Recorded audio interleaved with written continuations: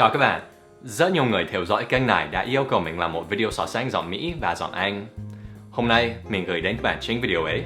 Mình đã mời 4 bạn của mình tham gia video này để các bạn nghe những sự khác biệt chính giữa các phát âm của người Mỹ và người Anh. Bây giờ, mình xin được giới thiệu 4 bạn ấy. My name is Stephanie. My name is Nathan. My name's Laura. I'm Jez. 4 bạn ấy bao nhiêu tuổi? I'm 30 years old. I'm 28. I'm 28. I'm 28. Họ ở Việt Nam bao lâu rồi? I've been in Vietnam for 18 months. 5 years more or less, on and off. 18 months. About 3 years.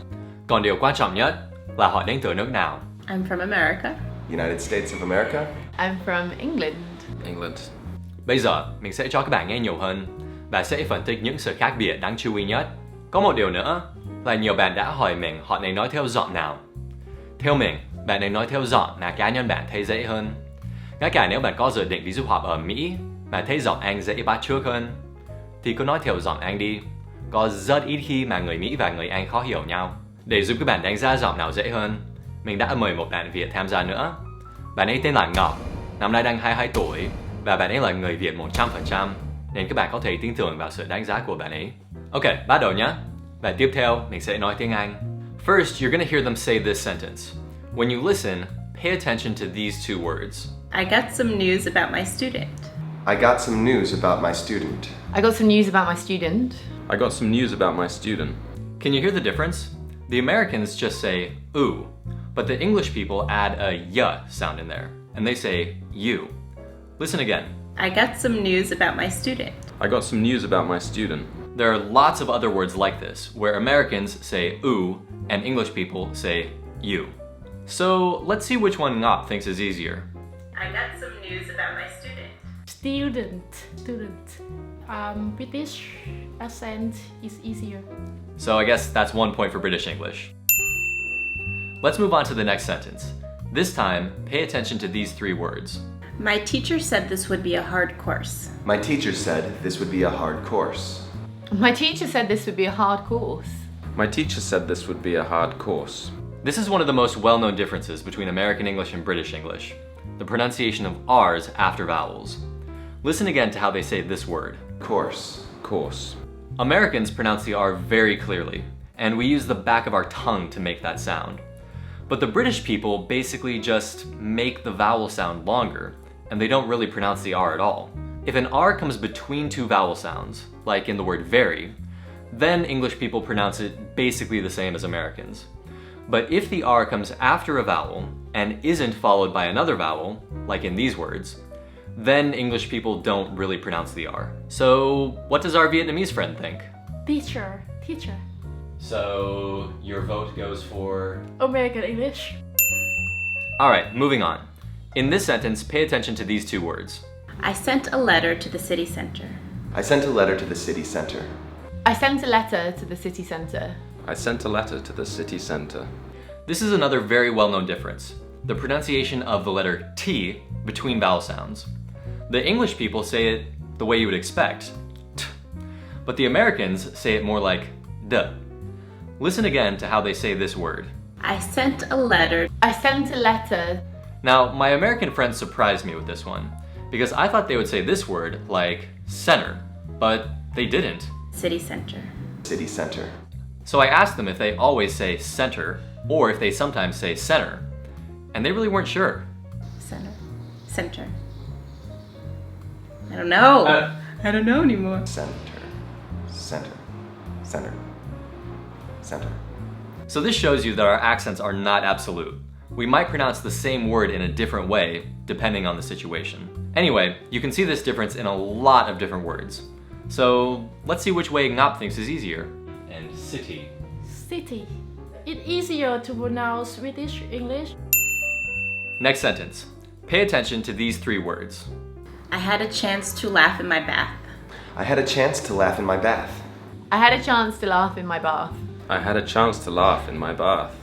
Okay, this is another very, very well-known difference. For a lot of words that have an A in the middle, Americans pronounce the A the way you would expect, ah. But British people pronounce it more like ah. Listen to how they say this word. Bath. Bath. Now, the difficulty with this difference is that there's no real rule for when British people say ah and when they say ah. For example, they pronounce this word with an ah sound and this word with an ah sound. Anyway, let's see what Ngop thinks. Of course, American English. Alright, moving on. This time, pay attention to the stress of these three words. I have an adult-only buffet in my garage. I have an adult-only buffet in my garage. I have an adult-only buffet in my garage. I have an adult-only buffet in my garage. Did you hear that? The Americans put the stress on the second syllable, and the English people put the stress on the first. Listen again to how they say this word. Adult-only. Adult-only. The thing these three words have in common is they all come from French, and there are a lot of other French words used in English which follow the same rule. Stress on the second syllable in America, stress on the first in England. And which one is easier? It's the same. Okay, here's the next sentence. Pay attention to these two words.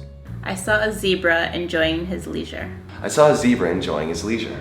I saw a zebra enjoying his leisure. I saw a zebra enjoying his leisure. Now this is a small difference, but it is interesting. In some words with the letter E, Americans pronounce it with an E sound, and English people pronounce it with an E sound.